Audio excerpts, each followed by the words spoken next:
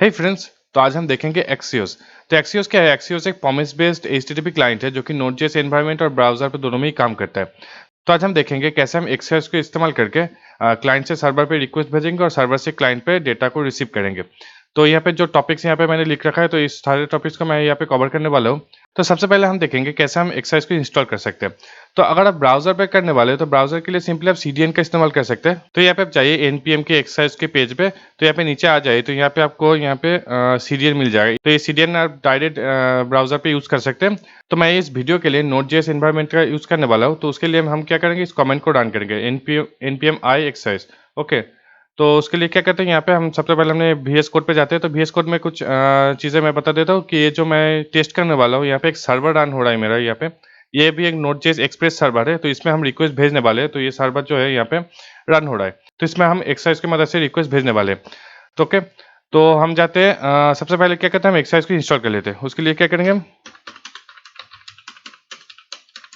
इस कमेंट को रन करेंगे तो हमारा जो एक्सरसाइज पैकेज है वो इंस्टॉल हो जाएगा। तो ये देखिए हमारा एक्सरसाइज पैकेज जो है वो इंस्टॉल हो गया। अब क्या करते हैं, यहाँ पे क्लाइंट और जेएस नाम का एक फाइल बना है। तो सबसे पहले क्या है, हमने एक्सरसाइज को यहाँ से मॉड्यूल को यहाँ पे इंपोर्ट कर लिया और उसके बाद यहाँ पे मैंने एक बेस यूआरएल सेटअप किया है जिसमें जो मेरा सर्वर का बेस यूआरएल है, और यहाँ पे एक रिक्वेस्ट मेथड है और हमने सिंपली रिक्वेस्ट मेथड को कॉल किया। तो इस मेथड के अंदर से हम अपना रिक्वेस्ट जो है भेजेंगे।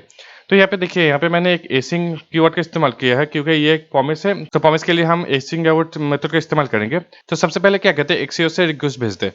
तो यहाँ पे लिखते हैं एक्सरसाइज और यहाँ पे हम अपना बेस यूआरएल डाल देते हैं और उसके बाद यहाँ पे यूआरएल को थोड़ा एक्सटेंड कर देते हैं गेट।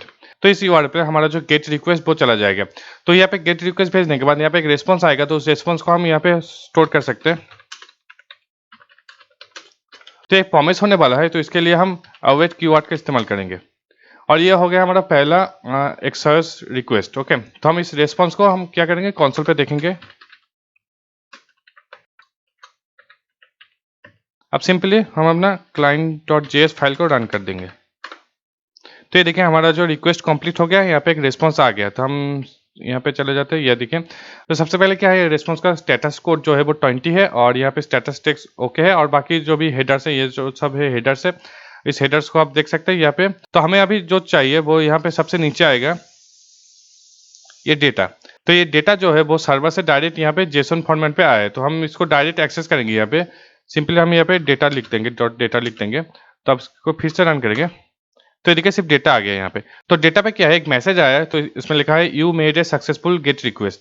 अगर हम इस सर्वर साइट पे जाएंगे तो सर्वर पे मैंने यहाँ पे देखिए, यहाँ पे गेट राउट पे यहाँ पे देखिए मैंने ये मैसेज लिख रखा है, you made a successful gate request. तो ये देखिए मैंने यहाँ पे एक जेसन डेटा पे लिखा हुआ है, लेकिन जब आप एक्सियोस से रिक्वेस्ट करेंगे तो वो जो डेटा है वो ऑटोमेटिक एक जावास्क्रिप्ट ऑब्जेक्ट में कन्वर्ट होकर आ जाएगा। तो ये देखिए एक जावास्क्रिप्ट ऑब्जेक्ट है, ना कि एक जेसन स्ट्रिंग। ओके, तो इस तरह से आप क्या करें, एक्सियोस पे गेट रिक्वेस्ट भेज सकते हैं।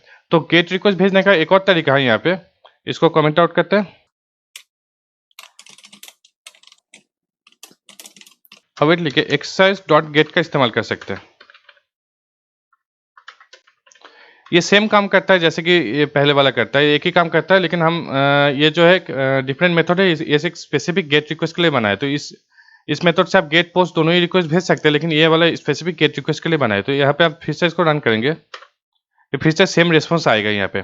तो इसी तरह से भेज सकते हैं हम एक्सरसाइज पे गेट रिक्वेस्ट। ओके, तो हम क्या करेंगे, नेक्स्ट करेंगे पोस्ट रिक्वेस्ट कैसे भेजेंगे।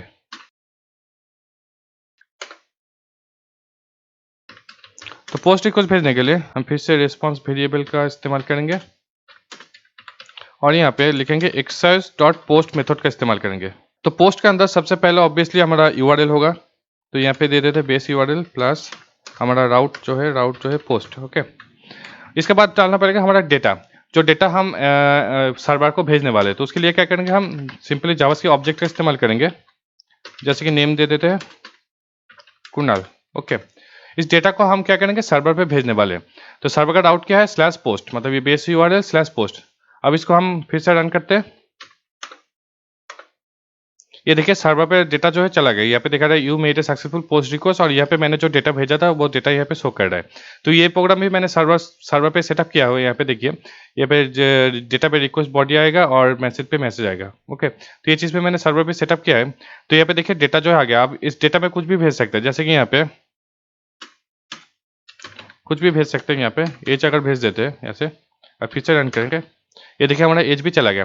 तो इसी तरह से आप एक जावास्क्रिप्ट ऑब्जेक्ट को डायरेक्टली सर्वर पे सेंड कर सकते हैं बिना जेसन पे कन्वर्ट किए। ये जो एक्सरसाइज का पोस्ट मेथड है ऑटोमेटिकली इस डेटा को जेसन पे कन्वर्ट कर देगा और एज ए जेसन यहाँ पे सर्वर पे सेंड कर देगा। लेकिन आप चाहे तो इसको मैनुअली भी कर सकते हैं। मैनुअल पे आप यहाँ पे कॉन्फ़िगरेशन सेट कर सकते हैं यहाँ पे ऐसे। तो यहाँ पे क्या करेंगे, हम हेडर्स लगाएंगे जिसमें हम कंटेंट टाइप एप्लीकेशन जेसन को सेंड करेंगे, तो ये automatically as a JSON response पे जाएगा। आप चाहे तो इसको कुछ और सेट कर सकते, टेक्स्ट सेंड कर सकते हैं, एचटीएमएल सेंड कर सकते, इसी तरह से आप कंटेंट टाइप सेट कर सकते हैं हेडर्स के अंदर। और आप चाहे तो इसको डायरेक्ट एज ए ऑब्जेक्ट ना सेंड करके इसको ऐसे डायरेक्ट जेसन स्ट्रिंग भी सेंड कर सकते हैं। तो उसके लिए क्या करेंगे, जेसन डॉट स्ट्रिंग फाइल लिख के इस ऑब्जेक्ट को डाल देंगे, तो एज ए जेसन स्ट्रिंग भी सेंड कर सकते हैं और यहाँ पे एज ए हेडर जेसन भी सेट कर सकते हैं। इसी तरह से आप पोस्ट रिक्वेस्ट भी भेज सकते हैं। तो यहाँ पे फिर से रन करेंगे यहाँ पे, तो ये देखिए सेम रेस्पॉन्स आ गया, लेकिन हमने क्या किया है, ऑप्शंस को और भी एक्सटेंड किया, यहाँ पे डेटा को जो है जेसन पे स्ट्रिंगिफाई किया। सो इसी तरह से हमने क्या पोस्ट रिक्वेस्ट भेज दिया। तो यहाँ पे एक और काम कर सकते हैं, यहाँ पे ऑथोराइजेशन। तो ऑथोराइजेशन करने के लिए सिंपली हम यहाँ पे डायरेक्ट हेडर्स के साथ एक टोकन भी भेज सकते हैं। तो उसके लिए क्या करते हैं, एक और रिक्वेस्ट करते हैं यहाँ पे, इसको कमेंट आउट करके यहाँ पे एक और गेट रिक्वेस्ट करेंगे हम यहाँ पे। तो हमारा यूआरएल जो है ऑथ, ओके, तो यहाँ पे हमने गेट रिक्वेस्ट कर दिया। हम कोई डेटा नहीं भेजने वाले, लेकिन हम एक ऑथोराइजेशन हेडर भेजने वाले। तो उसके लिए क्या करेंगे, हम यहाँ पे सिंपली हम अपना ऑथोराइजेशन हेडर पेस्ट कर देंगे ऐसे, हेडर्स लिख के। तो जैसे कि यहाँ पे अगर ये एक बियर्डर टोकन है तो आप यहाँ पे बियर्डर भी लिख सकते हैं ऐसे। तो इस तरह से अगर हम हेडर को भेज सकते हैं हमने रिस्पॉन्स रिक्वेस्ट पे। ओके, तो अब इसको यहाँ पे रन करेंगे यहाँ पे। तो यहाँ पे देखिए यहाँ अनडिफाइन आ रहा है क्योंकि यहाँ पे मैंने अवेट कीवर्ड का इस्तेमाल नहीं किया। ओके, तो ये देखिए हमारा मैसेज जो है टोकन वेरीफाइड आ गया। लेकिन अगर हम इस टोकन को अगर चेंज कर देंगे थोड़ा सा, अब इसको रन करेंगे तो ये एरर आ गया। तो इस तरह से क्या है, हम ऑथोराइजेशन टोकन भेज सकते हैं जो टोकन सर्वर पे यहाँ पे वेरीफाई हो जाएगा। तो इसी तरह से हम क्या करेंगे, एक्सरसाइज को इस्तेमाल कर सकते हैं। तो हमने क्या देखा, हमने इस एक्सरसाइज को कैसे इंस्टॉल कर सकते हैं, उससे कैसे हम गेट रिक्वेस्ट पोस्ट रिक्वेस्ट भेज सकते हैं, कैसे हम जेसन हेडर को सेंड कर सकते हैं, कैसे हम ऑथोराइजेशन भी क्रिएट कर सकते हैं। तो अगर वीडियो पसंद आए तो वीडियो को लाइक कीजिए और ऐसे और वीडियो देखना चाहते हैं तो अभी चैनल को सब्सक्राइब कीजिए।